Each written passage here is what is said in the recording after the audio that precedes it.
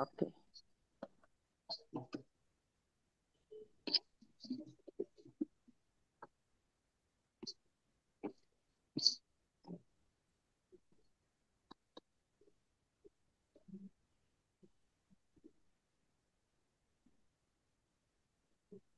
आवाज नाही आहे पण. हम्म. अच्छा, माझं ऐकू येत आहे आता तुम्हाला? आत्ता आले. आत्ता यायला लागला सर. हो, हा आता येतं तेच. सर. हा ठीक आहे. मध्ये नव्हतं येत. हा. मध्ये नव्हतं, नाही माझा सिग्नलच गेला होता.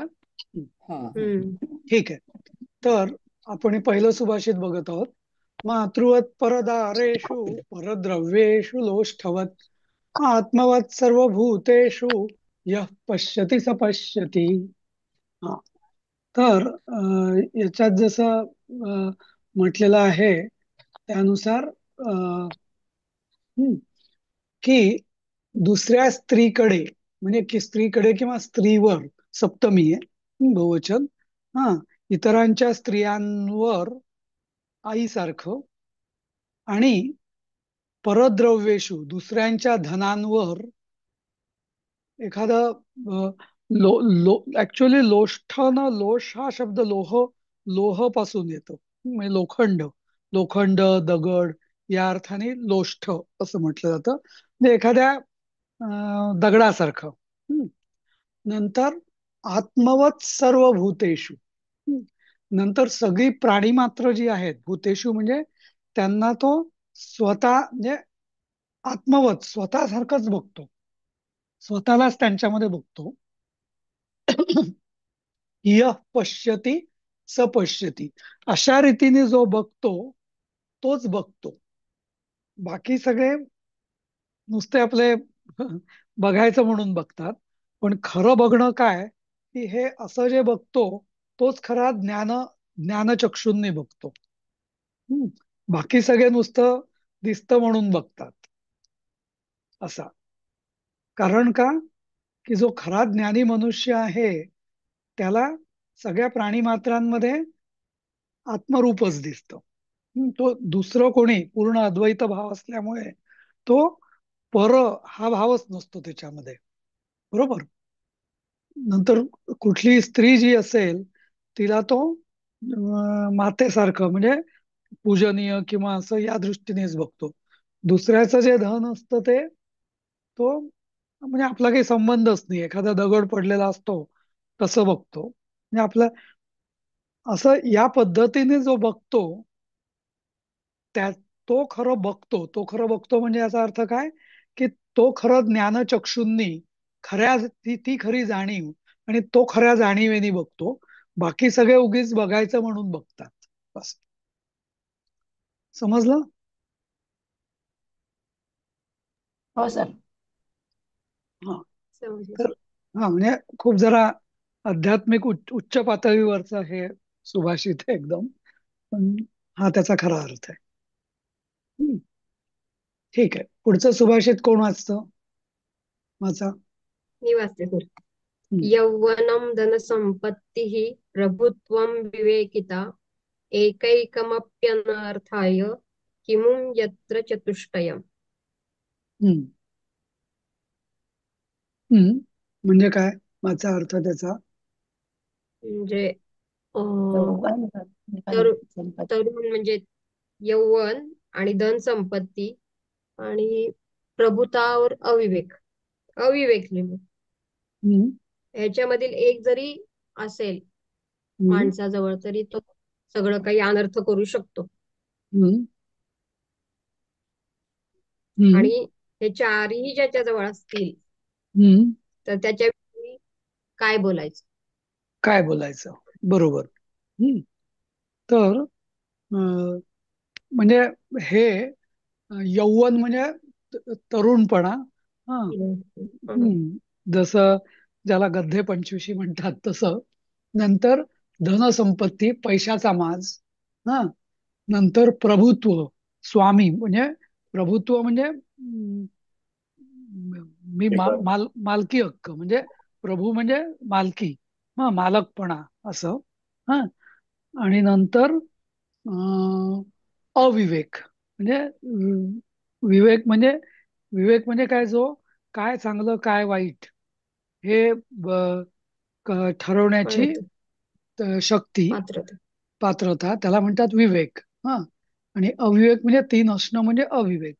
तर या चारही पैकी एक जरी असेल तर सगळं अनर्थ होऊ शकतो, बाकी सगळं नसलं तरी. पण हे जर चार म्हणजे एखादा माणूस जर तरुण असेल, पैसा असेल, मालकी असेल, काही, आणि अविवेकी पण असेल, हे सगळे जर चारही जर एकत्र आले तर काय किती अनर्थ होईल याच्यातलं काही म्हणजे कल्पनाच करवत नाही असं. समजलं? किमू म्हणजे काय? हम्म. किम ऊ असं काही आहे का? नाही, किमू हा शब्द ना कधी कधी वापरला जातो. हा. म्हणजे किमच असं ननू नू नू सारखं किमू असं वापरलं जातं. हा. पण त्याचा असं म्हणजे खरा असा शब्द नाहीये किमू. पण किमू यत्र नाही का? चतुष्टयम्. हा. पण असा तो वापरला जातो म्हणजे असं असं. झालं. हा. मग काय बघायची असं? हा. तर या अर्थ मला वाटतं ते नुसतं असं चालीसारखी म्हणून तो किमू असं केलेलं आहे. हम्म. जसं हम्म. ज्ञानेश्वरीमध्ये बऱ्याच शब्दांना असे उकार वगैरे लावलेले आहेत ना, हो. त्या दृष्टीने. हा. ओके. हा. त्याचा अर्थ दधी मधुरम, मधु मधुरम, द्राक्षा मधुरा, सुधापि मधुरैव, तस्य तदेव हि हम्म. प्रसवलग्नम्. दही, हम्म. मध, द्राक्ष, अमृत, ये सभी वस्तु मधुर ही है, परंतु हम्म. जिसका मन जिसमें लगता है वही उसको अच्छा लगता हा. तर बरोबर. आता याचा अर्थ काय? है. म्हणजे ह्या सगळ्या गोष्टी मधुर आहेत, पण त्या हम्म. मधुर सगळ्यांना लागा असं काही नाही. ज्याचं मन त्या ठिकाणी असेल, म्हणजे मनावर अवलंबून हम्म. एखादी गोष्ट मधुर आहे किंवा नाही आहे. जर हम्म. तुमच्या मनाला वाटलं एखादी गोष्ट मधुर आहे तर आहे. बरोबर. तर हे सगळे जरी मधुर असलं तरी एखादा जर आजारी माणूस असेल तर त्याला हे काहीच गोड, त्याला चवच नसेल जिभेला, तर काही चवच लागणार नाही. त्यामुळे सगळं मधुरता ही कशात आहे, तर मनोयत्र संलग्नम. हं. समलग्नम म्हणजे तसं मी तुम्हाला सांगितलं की सम म्हणजे एखादी गोष्ट ठासून सांगायची असेल तर त्याला सम हा प्रत्यय लावतात. संयोज्य, संलग्न. तर लग्न, लग्न हा शब्द आपल्याला वाटतं लग्न म्हणजे विवाह. पण मागे मी सांगितलंय का लग्न या शब्दाचा खरा अर्थ काय, की ज्याला म्हणजे लागणं, अक्षरशः लग्न म्हणजे जोडणं. हम्म. तर म्हणजे जिथं मन लागलेलं आहे किंवा मन जोडल्या गेलेलं आहे चांगल्या पद्धतीने, पक्क, ते आपल्याला गोड लागेल. पण ज्याच्यात मन नाही, ती कुठलीच गोष्ट आपल्याला, ज्याच्यात मनच नाही, मन जिथं जोडल्या गेलेलं नाही, ते काही गोड लागणार नाही, असा याचा व्यत्यास होईल. हम्म. तर त्यामुळे गोड पदार्थ असून उपयोग नाही, आपल्या मनाला पण ते आवडले पाहिजे किंवा मनाला त्याची इच्छा पाहिजे, असा याचा अर्थ आहे. ठीक आहे, पुढचं वाचा. कोण वाचतोय पुढचं सुभाषित? पुढचं पान बघा. तीनच होते. हा. हा वाचा. मी वाचलं. अच्छा. हा वाचा. अर्थनाशं मनस्तापं गृहे दुश्चरितानि च वं- वच्चनं च वच्चनं चापमानं च मतिमान्न प्रकाशयेत्. हा. आता हे ना वंचनम पाहिजे, हा. वंचनम. हा. वंचनम हा, य येतो, च छ ज ज, म्हणजे य मधला य आहे. वंचनम. हा हा हा वंचनम हा. चापमानं च मतिमान्न प्रकाशयेत्. हम्म. बुद्धिमान व्यक्ति को अपने धन की हानि, मानसिक दुख, घर के दुष्चरित्र, अपनी वंचना हम्म. तथा अपमान को प्रकट नहीं करना चाहिए. हम्म. तर हम्म. जसं असं म्हटलं जातं ना की गृहछिद्र कधी प्रकट करू नयेत किंवा घरच्या गोष्टी चव्हाट्यावर आणू नयेत. तर त्या अर्थाने हम्म. हे सुभाषित आहे की ओके. अर्थनाश म्हणजे आपले पैसे उगीचच कुठेतरी गेले, अच्छा. नुकसान झालं, ठीक आहे. हा. मनाला ताप झाला, किंवा काही चला. घरातल्या लोकांचं काहीतरी चरित्र किंवा काहीतरी हे झाले, प्रॉब्लेम झाले कोणाचे, घरातल्या लोकांचे. नंतर वंचन, आपली हम्म. फसवणूक. वंचन म्हणजे फसवणूक, हा, चिटिंग. आणि अपमानम, ओके. आणि अपमान. हा बुद्धिमान बुद्धिमान माणसाने कधी हे न प्रकाश आहेत, न प्रकाश आहेत म्हणजे प्रकाशात आणू नये. हम्म, हम्म. Should not be exposed. हा, कारण काय, लोक उगीच फक्त तुमची मजा घेणार, मदत कोणीच काही करणार ऐकून नाही. घ्या नुसतं. हा, हा, बरोबर. नाही, नुसतीच हम्म. ऐकून नाही घेणार, मजा घेणार. हा, म्हणजे विनोदाचा विषय होणार फक्त, बस. हा, बरोबर. म्हणून. हा, हा, आणि तुम्हाला ते सांगायचं होतं कालचं की परवाचं आपलं कस्मात नहा, बरोबर ते कस्मान नहाचं, कस्मात नहा काहीतरी होतं ना आपलं. कस्मान कस्मान कस्मान. हा, तर कस्मात हो सर. नहाचा मग, हा, तर त्याचा अर्थ कुठल्या कारणाने, असा पण कस्मात याचा शब्द क, कस्मान असं काहीतरी कुठला शब्द होता तो? कस्मान. सर कसमान नव्हतं कसमान. हम्म. आणि पुढचं वाक्य काय होतं ते, म्हणजे आठवतं का? एक मिनिट सांगते. शाकसुपादिकम वर्णयसी कस्मान्न भक्षयसी मोदकान. हा. हम्म. हम्म. तर तर कस्मात या शब्दाचा जो अर्थ आहे ना, तर तो म्हणजे पंचमी जी आपण म्हणतो कस्मात, तर हो.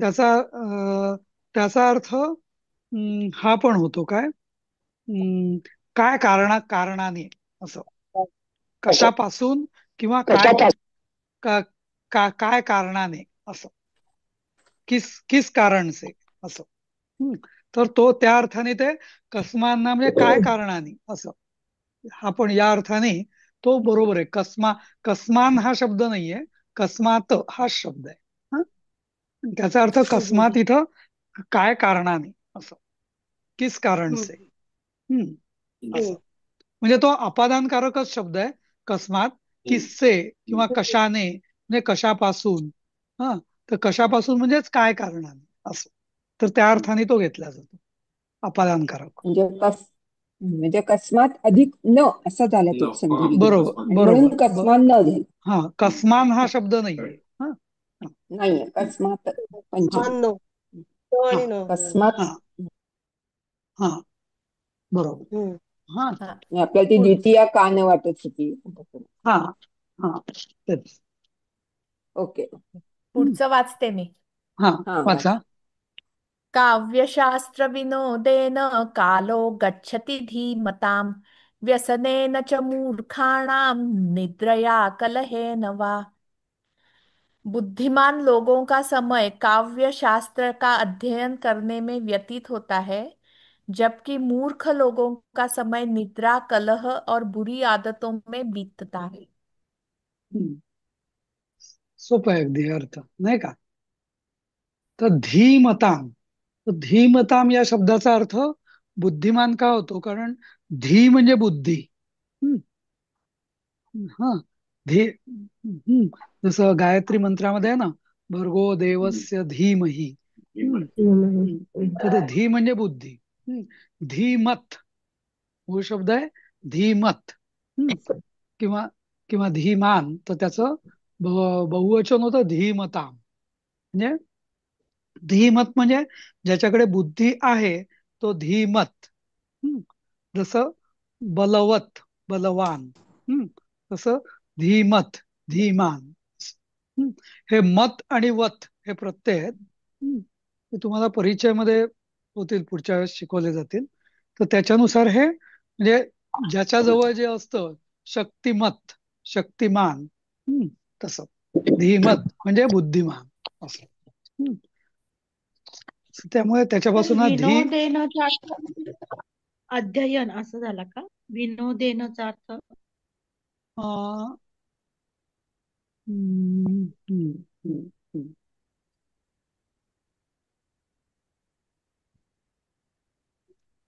हा, याचं ना मी तुम्हाला एकदा मागे सांग नुद नुद धातूपासून हा जो विनोद हा जो शब्द आहे ना, तर आपल्याला वाटतो विनोद म्हणजे जोक. हा, तर ऍक्च्युली याचा खरा अर्थ म्हणजे हा वी अधिक नुद असा हा शब्द आहे. हा, वी अधिक अच्छा. हा, तर या नोंद. विनोद या शब्दाचा म्हणजे शब्द आहे की अभ्यास किंवा अ, अ, प्र- प्रवाह किंवा असा या अर्थाने म्हणजे अ, काव्य आणि शास्त्र. हा, तर याची नुद म्हणजे प्रे प्रेरणा घेणे, किंवा त्याचा अभ्यास करणे, प्रेरणा घेणे. हा, हा नुद या शब्दाचा अर्थ आहे खरा. आणि विनोद म्हणजे विशेष प्रेरणा म्हणजे अभ्यास. हा, तर विनोद म्हणजे जसं म्हणजे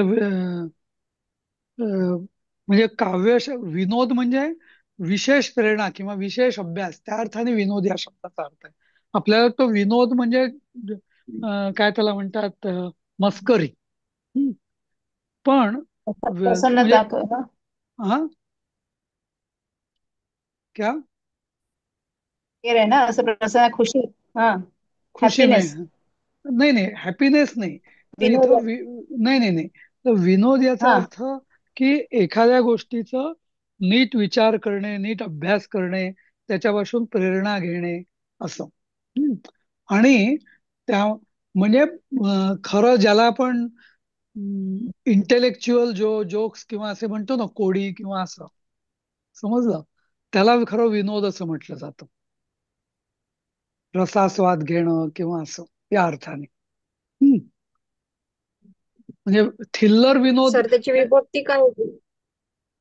नाही नाही, ही विभक्ती तर तृतीय आहे ना. हा, काव्यशास्त्र विनोदेन. तृतीय. हा, ही दोन. तर तृतीय आहे. म्हणजे काव्यशास्त्राच्या अभ्यासाने हा धीमताम हम्म. कालहा गच्छती, बुद्धिमान लोकांचा काळ व्यतीत होतो असं. हम्म, समजलं. सर पुढचं वाचू. हा, वाचा. हं. प्रियवाक्यप्रदानेन सर्वे तुष्यन्ति जन्तवः तस्मात् तदेव वक्तव्यं वचने का दरिद्रता. हम्म,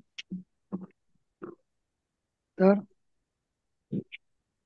बरोबर. बरोबर. हम्म, मिठी हा, वाचायचं का? मिठी वाणी से सभी प्राणी संतुष्ट होते हैं, तो हम्म, फिर वाणी में दरिद्रता किस लिए? हम्म, सदैव मधुर वचन ही बोलना चाहिए. हा, बरोबर. तर इथं म्हणजे हा जो शेवटचा आहे ना, वचने का दरिद्रता किंवा वचने किम दरिद्रता, असा एक वाक्प्रचार आहे, मराठीत पण वापरला जातो तो. हम्म. हम्म. तर त्याचा अर्थ तोच आहे की वचने किम दरिद्रता म्हणजे काही माणसं असतात ती खूप लोकांची स्तुती करत राहतात म्हणजे. आणि काही माणसं अगदी शब्दांना पण कंजूष असतात. हम्म, दरिद्री असतात म्हणजे शब्द सुद्धा एवढे जपून वापरतात असे. तर वचने किम दरिद्रता म्हणजे बोलण्यात तरी कंजूस, दरिद्रीपणा कशाला सर ठेवायचा. आवाज गेला. आवाज येत नाही. हा, आता येतोय? ऐकू येतोय का सगळ्यांना? माझा आवाज येतोय?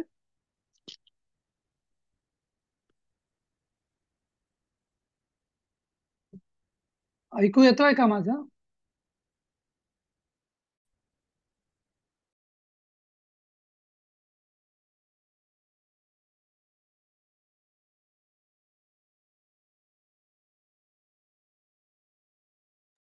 हा, ऐकू येतंय का माझं? हा, आता येतं. आता येतोय ते येतो. पण दिसत नाही. हा, दिसलं. हा, आता येतं. हा,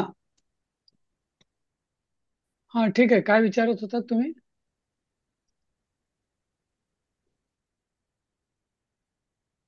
हा, कोणी विचारत होतं का काही? नाही सर, तुम्हीच सांगत होता वचन एका दरिद्रता. हा, वचने किम दरिद्रता म्हणजे वचनात दरिद्रीपणा का ठेवायचा असं. हम्म. तर त्या अर्थाने हे सुभाषित आहे. हं, ठीक आहे, पुढे जाऊया आपण. अं, मी वाचू सर?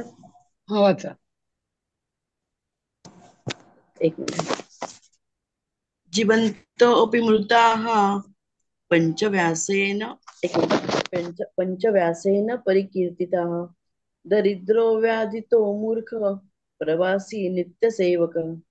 हं, का अर्थ वास्ते हं, व्यास द्वारा यह उद्घोषित किया गया है कि दरिद्री, बीमार, मूर्ख, प्रवासी लोग म्हणजे अपने घर से दूर तथा नित्य सेवक रहने वाले, ये 5 प्रकार के व्यक्ति जीवित होने पर भी एक मृतक के समान ही होते हैं. हं. बरोबर की 5 हम्म. प्रकारचे जे जीवन क- जगणारे लोक हे म्हणजे मेलेल्यासारखेच असतात. हा, तर कुठले कुठले? एक दरिद्री, कारण दरिद्री माणसाला सगळ्या स्वतःच्या इच्छा काही पूर्ण करता येत नाही, खूप इच्छा मारून जगावं लागतं. व्याधित, रोगी, रोग्याला सुद्धा आपलं खूप कष्टदायक आणि आपल्या इच्छा त्याला पूर्ण करता येत नाही. मूर्ख, मूर्खाला पण कोणी मान देत नाही. प्रवासी, तर प्रवासी हा शब्द ना 2-3 वेळा आलेला आहे. तर याचं कारण असं, म्हणजे बाकीच्याही सुभाषितांमध्ये कारण असं की प्रवासी जो शब्द असतो ना, त्याला कसं सगळ्या ऍडजस्टमेंट, म्हणजे पूर्वीचे जे प्रवास करणारे लोक होते नाही का, तर प्रवासामध्ये खूप संकट यायची, चोर दरोडेखोर, इकडे लप तिकडे लप, असं तसं म्हणजे, आणि जे मिळेल ते खा, जसं मिळेल तसं राहा, वगैरे वगैरे. त्यामुळे खूप इच्छा मारून जगावं लागायचं. आणि नित्य सेवक नंतर जे 24 तास सेवकाच्याच भूमिकेत असतात त्याला नित्य सेवक असं म्हटलं जातं. तर त्यांना सुद्धा 24 तास आपले ते दुसऱ्याच्या गुलामगिरीतच असतात ना, स्वतःच्या इच्छेने हे जगूच शकत नाही. हम्म. तर त्याच्याकरता अशा लोकांना असं म्हटलेलं आहे की व्यास ऋषींनी सुद्धा हे जिवंत असून मेलेले असं म्हटलेलं आहे. तर याचा आशय असा आहे की मनुष्य म्हणजे आध्यात्मिक दृष्ट्या सुद्धा जर मनुष्याची मनुष्याचं खरं लक्षण काय आहे? स्वातंत्र्य. हम्म जो स्वतंत्र जो आहे, बाकी सगळे पशु जे आहेत त्यांना काही स्वातंत्र्य नाहीये, त्यांचं सगळं खाणं बिण म्हणजे बाकी त्यांना काही नाही. मनुष्याचं लक्षण, प्रमुख लक्षण काय की ते स्वातंत्र्य, हे त्याचं विशेषत्वाचं लक्षण आहे की मनुष्य हा स्वतंत्रपणे जगू शकतो. स्वतःची त्याला बुद्धी आहे, स्वतःची शक्ती आहे, स्वतःची युक्ती आहे. आणि ज्या क्षणी मनुष्य स्वतंत्रातून गुलामगिरीत जातो तिथे तो मेल्यासारखाच असतो. हम्म. आणि हेच जे सुभाषित आहे ना, हेच स्वातंत्र्यवीर सावरकरांनी जे स्वातंत्र्य घेतलेलं ना, स्वतंत्र ते भगवती वामहम यशो युता वंदे. तर ते म्हटलं तर त्याला खूप मोठा आध्यात्मिक अर्थ पण आहे. त्या संस्कृत मधलंच म्हणजे त्याचं हे ध्रुवपद तर संस्कृत मधलंच आहे. आणि बाकी पण त्याला जो अर्थ आहे ना, तर तो सगळा म्हणजे परवशता किंवा हे जे आहे हे म्हणजे तुम्ही मेल्यासारखेच आहात. तर स्वातंत्र्यवीर सावरकरांनी त्या काळामध्ये म्हणजे गुलामगिरी म्हणजे लोकांना जागृत करण्यासाठी, त्यांच्या मनात स्फुल्लिंग चेतवण्यासाठी, नाही तो बऱ्याच सुशिक्षित लोकांनी पण ऍक्सेप्ट केलं होतं तेव्हा, ऍक्सेप्ट करायला लागले होते की चला बाबा ब्रिटिश राज्य चांगलं आहे म्हणून. हा, पण तर ते त्याच्या स्वातंत्र्य गीत जे आहे ते त्यांनी त्याच्याकरता लिहिलेलं होतं असं. कारण तुम्ही म्हणजे थोडस मी विषयांतर करतोय, पण म्हणजे ती म्हणजे सावरकरांनी ते हे बरोबर त्या मर्मावर बोट ठेवलं होतं की आपलं जर आध्यात्मिक उन्नतीसाठी स्वातंत्र्य हा आपला प्राण आहे, त्याच्याशिवाय मनुष्य आध्यात्मिक उन्नती करूच शकत नाही, भलेही भौतिक गरजा त्याच्या पूर्ण होतील असं. आणि म्हणून त्या दृष्टीने व्यासांनी या 5 प्रकारच्या लोकांना, कारण मूलतः हे सगळे गुलामगिरीत लोक जगतात, इच्छा मारून जगतात, म्हणून त्यांना मृतक म्हटलेलं आहे असं. हं? तर तुम्ही सावरकरांचं कुठलं गीत म्हणालात? कुठली वाक्य ती? स्वतंत्रते भगवती त्वामहं यशोयुता वंदे, ते जे गीत आहे ना हा हा. ते. हा, हो. ते जयोस्तुते. जयोस्तु ते. नाही नाही. बरोबर. तर त्याचं ध्रुपद जे आहे ते संस्कृत मध्ये आहे. हा, हा. आणि हम्म. त्याचं बाकी कडवी जी आहेत ती मराठीत आहेत असं. बरीचशी त्यातली शब्द त्यातले शब्द संस्कृत तर आहेत ना. सगळे शब्द तर सगळेच संस्कृत संस्कृत प्रचुर आहेत हा म्हणजे. हा. हा. हो. तेच ते. हं. उदधीचे वगैरे असं सगळं अधम हो, रक्त रंजिते होय. हं. सगळे. बरोबर. पण छान इनफॅक्ट तुम्ही सांगितलं, तुम्हाला कळलं त्याच्यामुळे. हं. ठीक आहे. चालेल. पुढचं पुढचं कोण वाचेल आठवं?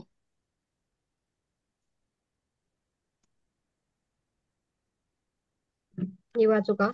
अहो हा, वाच. दुर्जन संसर्गान मानहानी पदे पदे पावको लोहसंगेन मुद्गरैरभिहन्यते। हं.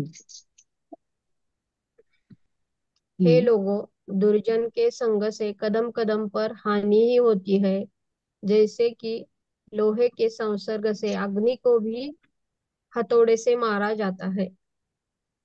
हा, तर हे काय थोडं गमतीदार पद्धतीने अं, दुःसंगतीचं हानी किंवा वाईट संगत त्यांनी किती तोटे होतात ते सांगितलेलं आहे. की जसं म्हणजे लोहे के संसर्ग असे म्हणजे भट्टीमध्ये जेव्हा लोखंड टाकलं जातं, हं, तर त्याला घणाचे घाव बसतात आणि त्यामुळे अग्नीला पण मार मार पडतो असं ते गमतीने सांगितलेलं आहे. तर त्यामुळे म्हणजे सत्संगतीचा महिमा आणि दुःसंगतीचा तोटा असं इथं सांगितलेलं आहे.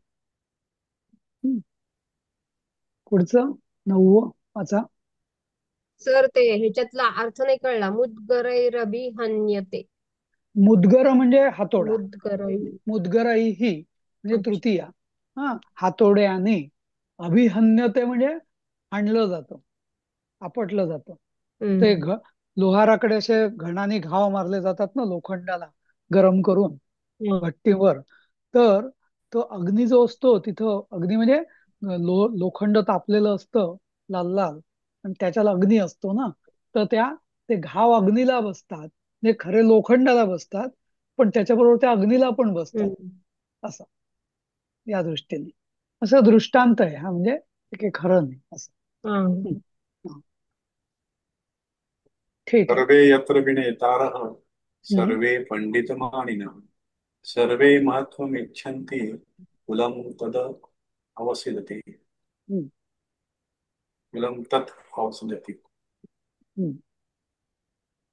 पदवसी.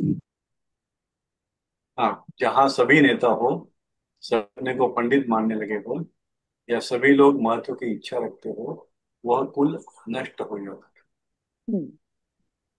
म्हणजे जिथं विनेतारहा, तर शब्द आहे हा नेतृ. नेतृ म्हणजे त्याचं प्रथमावते नेता. जसं जी, पितृची नेता। प्रथमावते पिता, तसं नेतृची हे होते नेता, आणि त्याचं बहुवचन होतं नेतारह. आणि वि हे उपसर्ग लागलाय विशेष म्हणजे या अर्थाने. तर जिथं सगळेच स्वतःला मोठे समजणारे पंडित लोक असतील, हम्म, हा, आणि सर्वे महत्वम इच्छन्ति, आणि सगळ्या म्हणजे जिथं ज्याला आपण म्हणतो की लोकशाही, म्हणजे ज्या घरामध्ये लोकशाही असते, तर ते कुल तद अवसिदती. कारण कोणीतरी तुम्हाला म्हणजे एकाला मोठं मानलंच पाहिजे. सगळेच जण स्वतःला मोठं मानतील आणि प्रत्येक जण स्वतःचीच चालवेल, तर असं कुल अवसिदती म्हणजे विनाशाला जातं. असे हे सुभाषित आहेत. एक काम करूया आपण, अं, इथं थोडं थांबूया. आणि एका जणाचा अजून मला मेसेज आला होता की ते सांगा म्हणून कारण आजच्या याचं. मी जे सुभाषितावरती जी हे कॉमेंट केली होती ना त्याचं थोडक्यात मी माझं म्हणणं सांगतो. अं, काय ते मी किती जणांनी ते ऐकलं ते माहिती नाही. ती युट्यूब वरची ती क्लिप सज्जनगडावरचे कोणीतरी हनुमानाचं का? हो, हनुमानाविषयीच. हा हा रामनवमीचं. हा हा. तर म्हणजे मी पण ऐकली कुतूहलाने अशी. आणि त्यात मला ना 3 गोष्टी मूलभूत ज्याला बेसिक म्हणतो त्या मूलभूत चुका किंवा त्रुटी समजल्या. आढळून लगेच लक्षात आल्या आणि मग मी ती लगेच कॉमेंट लिहिली. तर माझ्या दृष्टीने 3 मूलभूत त्यातले माझे निरीक्षण याप्रमाणे.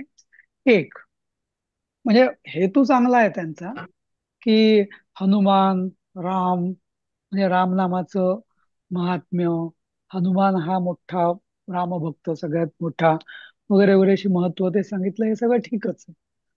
पण त्यांनी जे पहिली गोष्ट एक त्यांनी सांगितली सुरुवातीला थोडं पुढे गेल्यावर की उपनिषदांमध्ये असं सांगितलंय की रा म्हणजे हे आणि मम म्हणजे हे वगैरे असं म्हणजे तत्पद म्हणजे रा आणि मग ते राम रामम परब्रह्म वगैरे असं रामम परमम तपहा वगैरे असं. तर एक लक्षात म्हणजे माझ्या दृष्टीने माझा जो काय थोडा अभ्यास आहे त्या दृष्टीने की उपनिषद जेव्हा त्यांनी उपनिषदात असं म्हटलेलं आहे की रामम परम ब्रह्म राम वगैरे असे राम. तर माझं मत आहे की उपनिषद हा फार वेगळा प्रकार आहे. उपनिषदांमध्ये उपासना नाही. उपनिषदांमध्ये सगळं तात्विक चिंतन आहे. म्हणूनच माणूस जेव्हा संन्यास घेतो तेव्हा तो सगळ्याचा त्याग करतो. तो फक्त चिंतन करतो. त्याला उपासना इवन गायत्री मंत्र जाणव्याचा सुद्धा तो त्याग करतो. त्यामुळे हो. उपनिषदांमध्ये एखादी भक्ती सांगितली आहे किंवा हे सांगणं योग्य नाही.